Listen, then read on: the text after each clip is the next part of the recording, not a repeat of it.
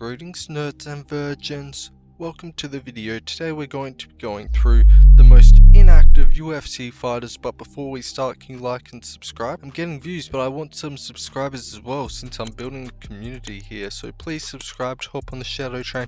Choo choo! Hop on the shadow train. But yeah, so first of all, we got the man who just went through the 7th layer of hell at the spear. I'm talking about Brian T-City Ortega. Talk about a dog, this guy can take one hell of a beating, and I knew if Ortega went in against Diego Lopez and Diego Lopez went in for the kill early, like he always does, he wasn't going to get it since T-City is just built different. But in terms of activity, it seems like every time Ortega fights, it's a new version of himself because he takes such long time in between fight camps. Ortega's first fight in the UFC was in 2014, which he got popped by USADA, and then Ortega got a 9-month suspension and returned a year later in 2015. After that, he fought twice in 2016 and twice in 2017, and then twice in 2018. Not super active, but this was the period he was most active in his entire career. After his last fight in 2018 versus Max Holloway, I remember he was like ranked in the top 5 2 years later when he returned versus a Korean Zombie in late 2020, which he ended up winning and was seen as a new version. I guess if you want to see him evolved, just go bored and take a couple years off. The hype was back on Ortega, and he then took close to another year off before fighting for the title again in late 2021 versus Volkanovski. He put on a war but ended up losing. Ortega then ended up returning about a year later against Yair Rodriguez in 2022, which he got armbarred in round 1, and yes, that was a legitimate submission. Ortega got injured by the armbar, so that's a 100% legit performance by Yair Rodriguez. I don't know why it's called as a TKO, but Ortega took another 2 years off before returning against Rodriguez in a rematch earlier this year, which he won in the 3rd round despite the early adversity. He's back to 2 fights a year, it seems like, at least since after that fight he fought Lopez, which, as I said earlier, he lost, but as long as T-City is active, I'm happy. The next inactive fighter we got is Paulo Costa, which I wouldn't have thought I'd be saying in 2017, since that's the year Paulo Costa made his debut in the UFC, and he had a whopping 3 fights that year. But after that, Paulo Costa got some motion, so I guess he was too cool for school and started his 1 fight a year schedule. In 2018, he had 1 fight versus Uriah Hall, which he won via round 2 TKO. After that, he fought Yoel over a year later in late 2019, which he ended up winning, a fight of the year contender.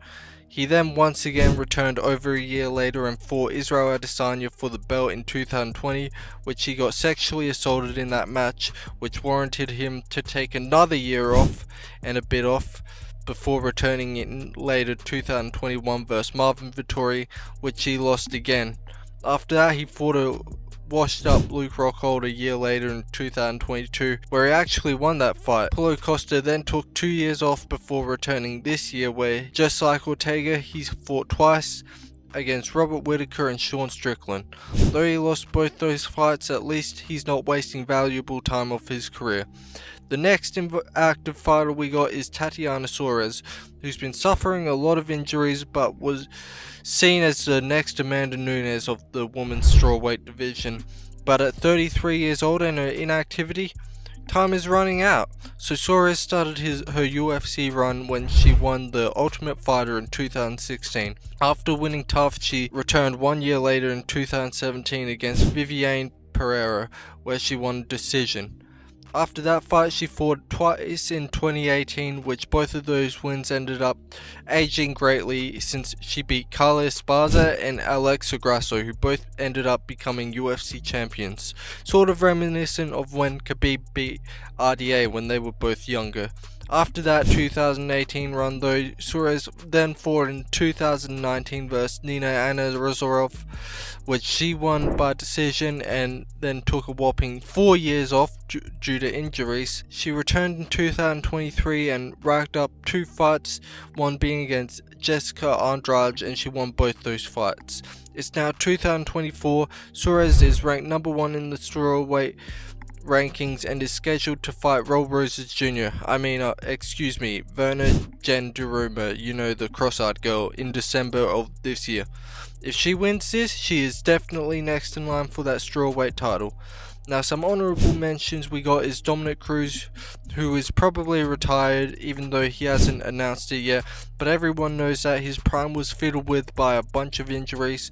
Another honourable mention we got is Gregor Gillespie, which I don't know if he qualifies for this list because he's also probably retired even though he's not been announced yet. And the final honourable mention we got is Colby Chaos Covington, my favourite fighter, who's just sitting and waiting for someone to get washed up.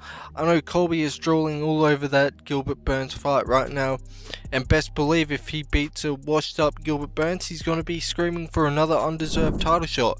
But yeah guys, let me know if I missed anyone in the comments below, and remember to like and subscribe to hop on the shadow train.